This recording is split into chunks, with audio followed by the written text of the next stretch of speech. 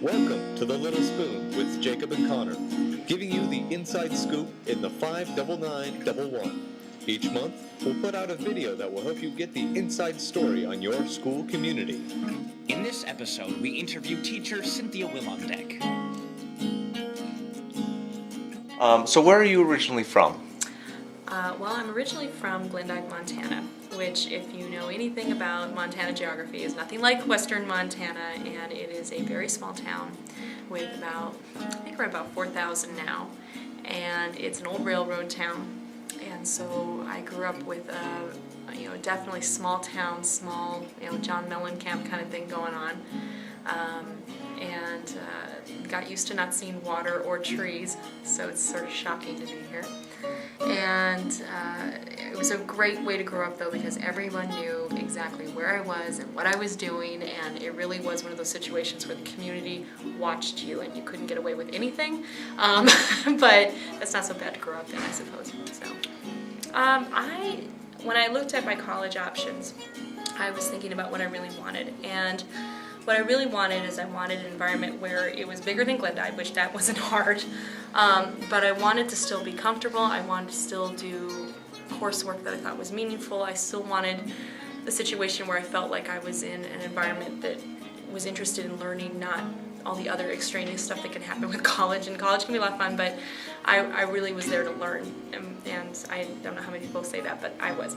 And so with that in mind, I went to Rocky in Billings, Montana, and it's a private school that has about, I think, had full-time 800 students when I was there, so it's even smaller than it is today. And I had incredible experiences. I still have teachers there that I call by their first name, and I still talk to them on email, and I have friends that are from there. Some of my best friends came from that time period. As the students know, I got to work with Jason Earls while I was there as well, and he and I did theater together at the time. So I was there during a really exciting time. One of my best friends became an opera singer, and so she's still doing that today. So it was pretty amazing how all these things kind of came together at once and led to this amazing undergrad experience. My graduate school was at Brown, and that's over in Providence, Rhode Island, and that was pretty amazing as well. But I think more people probably focus on that, but I tend to think of Rocky as the place that I just really became who I was, and Brown just kind of added the icing to the cake, I guess.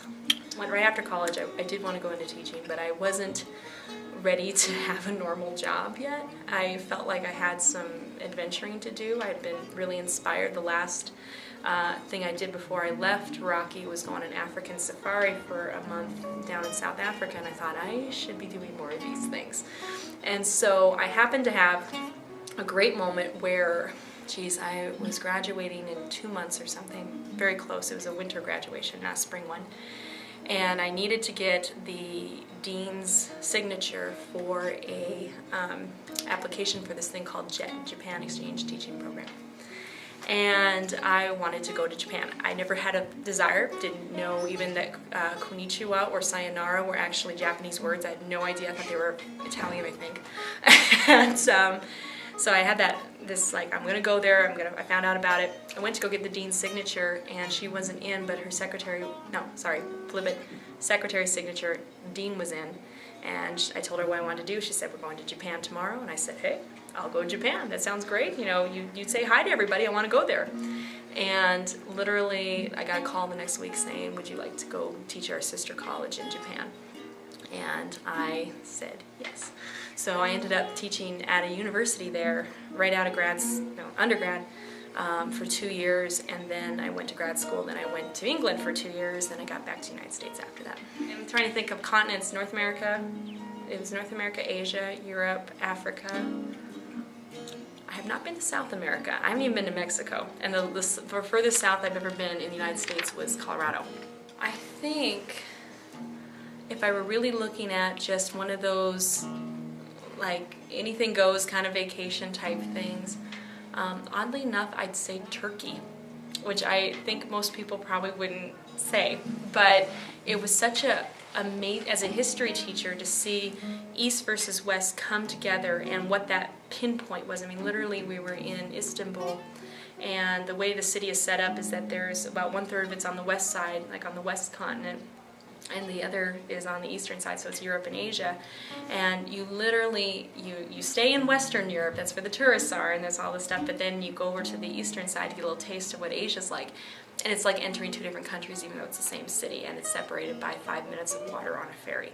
And I should wear my red glasses today. It's where I got my red glasses. I mean, I still have a funny experience of buying glasses there, and just trying to communicate. And it just amazed me how diverse one city really could be, and how it really represented both the continents and both what globalism means. And it was that was so amazingly cool. I wouldn't necessarily say it was like, one of those like amazing college trip type things or something, but it was an incredible experience as a just human being, period.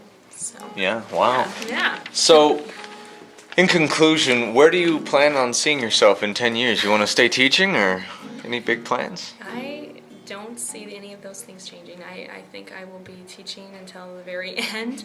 I think that one of the best parts about being in education is that it's always changing. And there isn't a day that I don't laugh. Even when I'm having a bad day, I might be laughing like with bitter irony. I've never seen a profession like that where every day is in your command, every day you can do good things, you can actually change somebody's life in a day. And granted, sometimes that's not the case, and that's what happens, but I just can't imagine doing anything else. I don't know how other people can do anything else, to be honest. All right, well, thank you very much. Oh.